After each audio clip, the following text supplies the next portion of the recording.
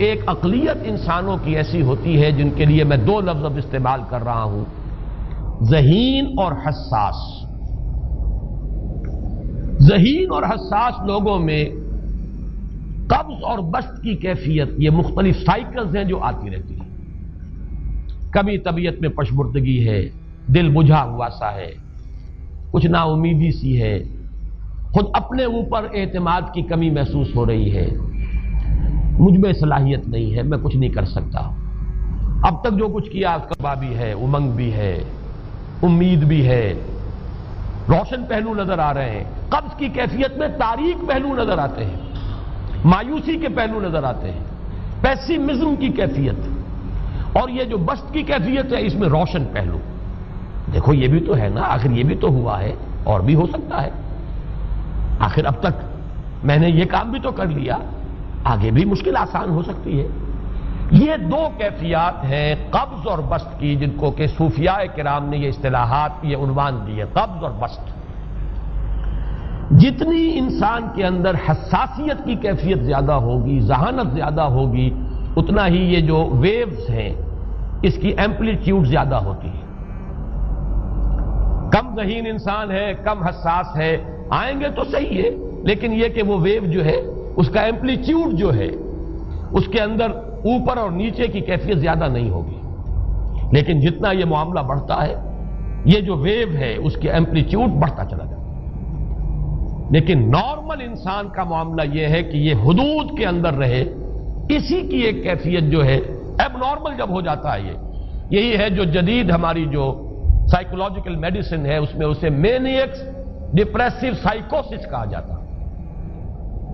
مایوسی ہوئی تو اتنی ہوئی کہ جیسے کمر ٹوٹ کر رہ گئی، اور اسی ڈپریشن میں ہوتی ہیں خودکشیاں، خودکشی کر جاتا ہے ڈپریشن۔ کچھ روشن پہلو نظر ہی نہیں آ رہا، کوئی امید کا پہلو نظر ہی نہیں آ رہا، کوئی صورت نظر نہیں آتی، کوئی امید بن نہیں آتی، کس طرف جاؤں، کدھر دیکھوں، کسے آواز دوں، اے ہجوم نامرادی دل بہت گھبرائے ہے۔ اور جب آدمی محسوس کرتا I can't face these realities، یہ کمٹ سوسائڈ۔ یہ اور جب کیفیت ہوتی ہے انشراح کی تو آدمی خوب بھاگ رہا ہے، دوڑ رہا ہے، امنگ ہے، محنت ہے، دوڑ رہا ہے، امیدیں ہیں، اب ہر چیز کا روشن پہلو نظر آ رہا ہے۔ عجیب ہے یہ۔ اصل میں مجھے کچھ تجربہ بھی ہوا ہے، ہمارے خاندان میں بھی یہ مرض موجود رہا۔ میرے والد مرحوم کافی طویل عرصے اس مینیک ڈپریسو سائیکوسس کے مریض رہے۔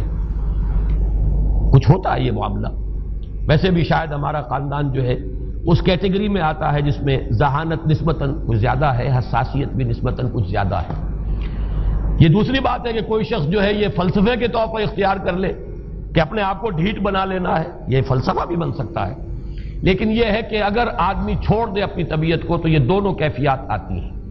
انہی کیفیات میں اگر یہ جو اپورڈ اینڈ ڈاؤنورڈ موومنٹ ہے یہ ایک حد سے نکل جائے تو یہ بیماری ہے مینیک سائیکوسس، مینیک ڈپریسو سائیکوسس۔ اس میں جب آدمی ہوتا ہے وہ اپر کیفیت میں تو اس کے اندر بڑی عظیمت ہے، روشنی ہے، امید ہے، لوگوں سے گفتگو کر رہا ہے، ہنس بول رہا ہے، خوب جو ہے محفل کے اندر، اب وہ محفل میں اسے دلچسپی محسوس ہو رہی ہے اور اسے ہر چیز کا روشن پہلو نظر آ رہا ہے، خود اپنے وجود کا بھی روشن پہلو، دوسروں کے وجود کا بھی، دوسروں کی بات میں سے بھی وہ اچھا پہلو تلاش کریں گے، وہ برا پہلو تلاش نہیں کریں گے۔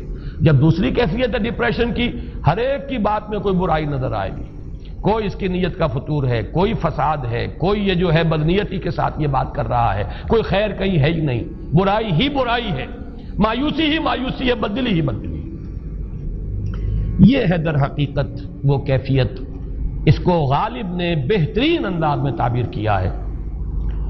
ذہین اور حساس انسانوں میں ان کی جو ترقی ہے وہ انہی مراحل سے ہو کر گزرتی ہے، اور ہر ڈپریشن کے بعد، ڈپریشن میں اس سینس میں استعمال نہیں کر رہا یعنی بیماری کی حد تک پہنچنے والی ڈپریشن نہیں، صرف قبض کی حد تک پہنچنے والا معاملہ۔ ہر قبض کے بعد جب بسط آتا ہے تو آگے ترقی ہوتی ہے، جس کو آپ کہتے ہیں بائی لیپس اینڈ باؤنڈس، آدمی جو ہے چھلانگ لگاتا ہے، گویا کہ ایک درجہ جو پہلے تھا اس سے آگے درجہ انسان کا جو ہے اس سے بلندر پوزیشن پر انسان پہنچتا ہے. ہر قبض کے بعد جو نیا بست آتا ہے وہ ایک نئی کیفیت، نئی شان، نئی بلندی، نئی رفعت لے کر آتا ہے. اس کو غالب نے تعبیر کیا ہے بہت خوبصورت انداز ہے. رکتی ہے میری طبع تو ہوتی ہے رواں اور. یعنی شاعر بھی کبھی ایسا وقت آتا ہے شعر جو ہے وہ اس پر نازل ہی نہیں ہو رہا، شعر نہیں کہہ پا رہا، طبیعت میں رکاوٹ سی ہے، بندش سی ہو گئی ہے، کوئی کلام موضوع ہو ہی نہیں رہا. لیکن پھر جب یہ کیفیت جو ہے بدلتی ہے اور جب پھر بست کی کیفیت آتی ہے، رکتی ہے میری طبع تو ہوتی ہے رواں اور، پھر اس کے اندر ایک جولانی نئی ایک کیفیت جو ہے انشراح کی، وہ ایک بالکل نئی کیفیت، نئی شان کے ساتھ. یہ ہے وہ معاملہ جو ان آیات مبارکہ کے پس منظر میں ہے. اسی لیے اب میں آپ کو اس کا حوالہ دے رہا ہوں. تفسیر مظہری میں قاضی ثناء اللہ پانی پتی رحمت اللہ علیہ نے بہت عمدہ بات فرمائی ہے کہ حالت قبض اگر کسی شخص پر طاری ہو تو اس حال میں اکسیر کا درجہ رکھتی ہے یہ سورہ مبارکہ، اس لیے کہ یہ نازل ہوئی ہے محمد الرسول اللہ صلی اللہ علیہ وسلم پر اسی حالت قبض میں. وَالضُّحَىٰ وَاللَّيْلِ إِذَا سَجَىٰ مَا وَدَّعَكَ رَبُّكَ وَمَا قَلَىٰ وَلَلْآخِرَةُ خَيْرٌ لَكَ مِنَ الْأُولَىٰ وَلَسَوْفَ يُعْطِيكَ رَبُّكَ فَتَرْضَىٰ أَلَمْ يَجِدْكَ يَتِيمًا فَآوَىٰ وَوَجَدَكَ ضَالًّا فَهَدَىٰ وَوَجَدَكَ عَائِلًا فَأَغْنَىٰ. یہ تمام آیات اب معلوم ہوگا کہ جیسے موتی پروئے ہوئے. ایک لفظ قبض، اب اس میں جو بھی واقعاتی اور جو میں نے آپ کو روایاتی جو بھی پس منظر بیان کیا وہ بھی فٹ بیٹھ رہا ہے. وہ خودکشی کا معاملہ بھی آ گیا، اس میں فٹ بیٹھ رہا ہے کہ بخاری شریف میں روایت موجود ہے کہ حضور فرماتے ہیں کہ میری طبیعت پر اس درجے اضطراب تھا، اتنی کیفیت جو ہے میری تشویش کی تھی کہ میرے دل میں بار بار خیال آتا تھا کہ پہاڑ پر چڑھ کر اپنے آپ کو نیچے گرا دوں. یہ سارے معاملات اب آپ کو محسوس ہوگا جیسے تمام کڑیاں جو ہے وہ جڑ گئی، جیسے رات کو اب آپ اٹھ نہیں پا رہے، اضمحلال ہے، اعصابی جو ہے اعصاب اس درجے متاثر ہو چکے ہیں. صرف یہ ایک احساسات کی کیفیت نہیں ہے، آپ کی قوت فعلی جو ہے، قوت عملی، وہ بھی اس درجے متاثر ہو چکی ہے کہ کئی راتیں گزر گئی اور آپ رات کو نہیں اٹھ سکے، جس پر کہ ام جمیل کو یہ کہنے کا موقع مل گیا کہ معلوم ہوتا ہے محمد تمہارا شیطان تمہیں چھوڑ گیا. اب یہ جملہ اپنی جگہ پر اس کی کاٹ ہے یقیناً، اس سے یضیق صدرک بما یقولون، لیکن وہ کیفیت جس کی وجہ سے یہ جملہ آیا ہے اس پر نگاہ دوڑائیے، اس پر نگاہ کو مرکوز کریں گے تو معلوم ہوگا ایک لفظ قبض، یہ قبض کی ایک کیفیت تھی. اس قبضی کی کیفیت کا ایک مظہر یہ ہے کیونکہ یہ بھی تو در حقیقت قلب مبارک جو ہے محمد الرسول اللہ صلی اللہ علیہ وسلم کا، اسی پر تو وحی کا نزول ہوتا تھا. یہ بھی وہی داخلی احساسات و کیفیات کا معاملہ ہے، یہی بھی در حقیقت یہ واردات قلبیہ ہی کا سارا معاملہ ہے.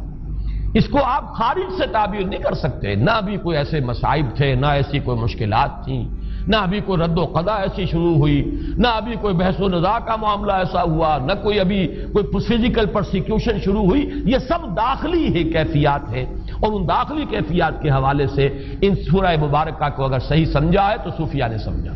وہ جو اقبال کا شعر ہے کہ کچھ جو سمجھا میرے شکوے کو تو رضواں سمجھا، مجھ کو جنت سے نکالا ہوا انسان سمجھا. اور کون سمجھے گا؟